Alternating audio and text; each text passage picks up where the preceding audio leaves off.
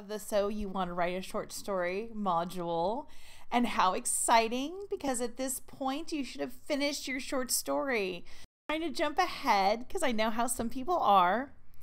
Do not, I repeat, do not start this module until you have a short story under your belt.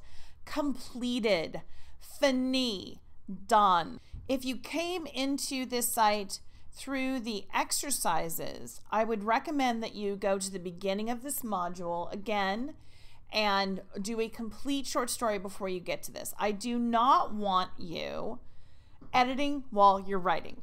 Okay, that is a death keel. That just activates the internal critic, and if you're not sure what I mean by that, go take a look at the internal critic module. You might want to look at the fear module if you're struggling, or if you have the instinct to do this. This is the internal critic's runaround. Fine, you're writing, but guess what? We're going to do the editing module before we're done. Maybe that will shut you down. Okay, so if you have the instinct to sabotage yourself, I'm going to beg you not to. Go and finish your writing. You can always self-edit. I want you 100% all of the time to write organically at first and just do what you feel. Then we'll put our editorial hat on, not our critic hat, our editorial hat, and fix things. I personally love the editorial process. The hard part for me is not necessarily coming up with the story, but is flattening it because it's so rich and beautiful in my head, and then I have to find the words to put it on the page, and that to me is work. Editing is like, because I know how badly I've screwed up my novel, okay? Let's be very clear to the perfectionists out there. I've written 50 novels, and every one of them was a hot mess. A disaster when I finished it, okay? It is unpublishable, many times unintelligible. I change things, I decide things later in the story, and I don't explain them until I go back and edit and add that in. So every single novel I have completed has been a hot mess. Like, oh my gosh. And you know what? For me, that's my process, and I'm totally fine with it because I love editing. I get to go fix all the stuff I screwed up. What is better than that? This is the second bite at the apple. I don't have to show the world this hot mess. I can fix it. So that's how I go into editing. And I want you to try and adopt that attitude as best that you can. That when you look at your work, and this may be painful and difficult for some of you, and I want this to be as gentle and kind and pain-free as possible a process. So if you start this and you start to have a strong reaction because your work, in quotes, is not good enough, I want you to stop, go listen to the fear module, go listen to the internal critic module until you can come back and do this in a really gentle fashion. You've taken off your writer hat and you put your editorial hat, and your editorial hat is not mean, it's not cruel, it's not even judgmental.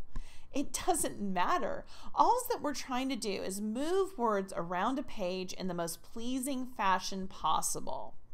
We are not deconstructing your soul. We are not telling you how bad a writer you are, because who cares? You can be a crappy writer today and you might not be tomorrow. And we all go through this crappy beginner phase, so just suck it up. You just have to move through it. I don't mean suck it up because I don't want you to do anything violent to yourself, but you just have to move through it. And the more gently you move through this process, the quicker you won't write crappy. You know, that's kind of the secret under all of this, is that the only way to write better is to write more. And your internal critic and the harshness of the editorial process is actually stopping you from writing more.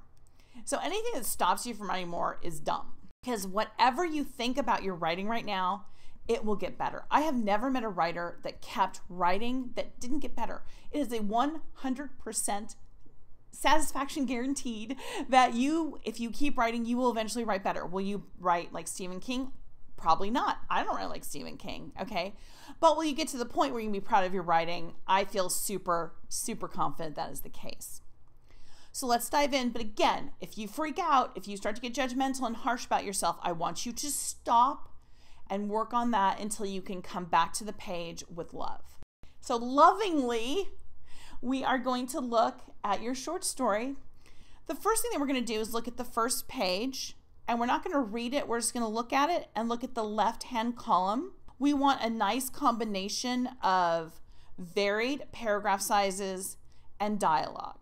If you have big honking chunks, 8, 9 sentences, 10 sentences, and that's all your first page is, you are overwriting.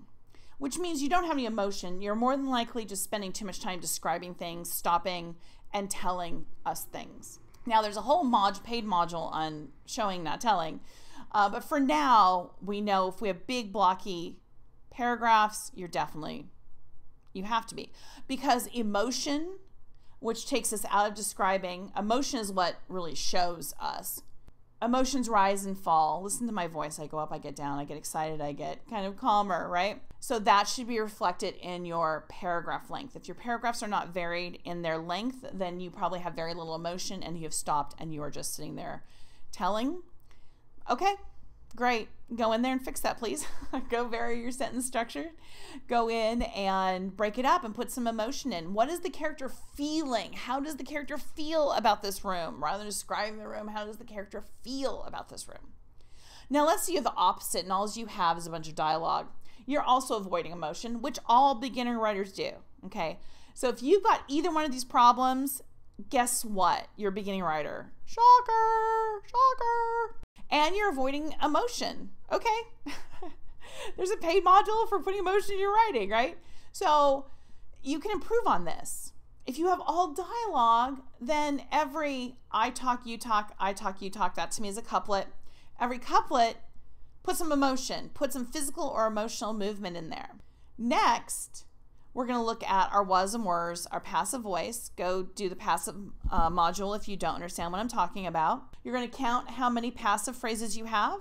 And if you have more than 10, you're going to go and restructure. And this is not just the first page. At this point now, everything I'm talking about is from page 1 to the end. You're going to take a look at how your page is structured. You're going to take a look at your passive voice. And I want you to go and build a graph of your story structure, which if you go to soyouwantawritenovel.com and join the newsletter, you will get the white paper free on that. Plus I have a free module on story structure. I also have a free module on the playas. So you can go and figure those out. And so I want you to go and build that graph to make sure that you were in the right ballpark. Most everything else you're going to need another reader to take a look and tell you whether it's working. But at the least, do this first. Go in, make sure that your paragraph structure, that your page looks good, that you have a good and varied paragraph lengths, that you've decreased your passive voice and turned it active by making sure that you have no more than 10, absolutely no more than 15 passive phrases in there. And make sure that your story structure is correct. If you do just those 3 things, you really are going to revolutionize your writing and make it so much more likely that you're writing well. Okay, I can't guarantee that. You can have all 3 of those things. All your paragraphs are nice and varied and it's the correct, sprinkling of dialogue and prose. You can have an active voice and you can be correct on story structure and still write a crappy short story, let me be clear. And that's okay. Because there's art and there's more craft. And we get into that. We really dig into character, dialogue. Any problem that you have has a paid module to go with it. So if you need extra help, that's where you go. But just doing these 3 things will really help you get in the ballpark. Now you need to find somebody loving and caring, somebody that you respect. Another writer, because they need to be in the hot seat. You need to be reviewing theirs and they review yours. If they don't want you to review theirs, then they probably have a really loud internal critic and they're probably not safe to read yours because that internal critic leaks out, okay? As much as we think it doesn't and it's our cross to bear, no. It leaks out and it's going to leak on you. So you want to make sure that you have that. You may find a writer's group with something more advanced to help you, but just make sure that whoever reads this short story is kind and loving. We don't want you to get burnt and really get pummeled your first time out of the gate. You don't deserve that. You're a writer. You deserve to write. No matter what happens when this person reads it, you can fix it. And remember, go on and write another one. If this one sucks and didn't work, okay. I want you to write 5 to 10 short stories until you get to the point where you're happy with it and you're getting good feedback from other writers. You're probably ready to move on to readership, right? And probably ready to move on to novel writing. Again, I wish you the absolute best luck. Hopefully this was helpful. And go out and write another 5 to 10 short stories before you move on to the novel. But I do look forward to seeing you there.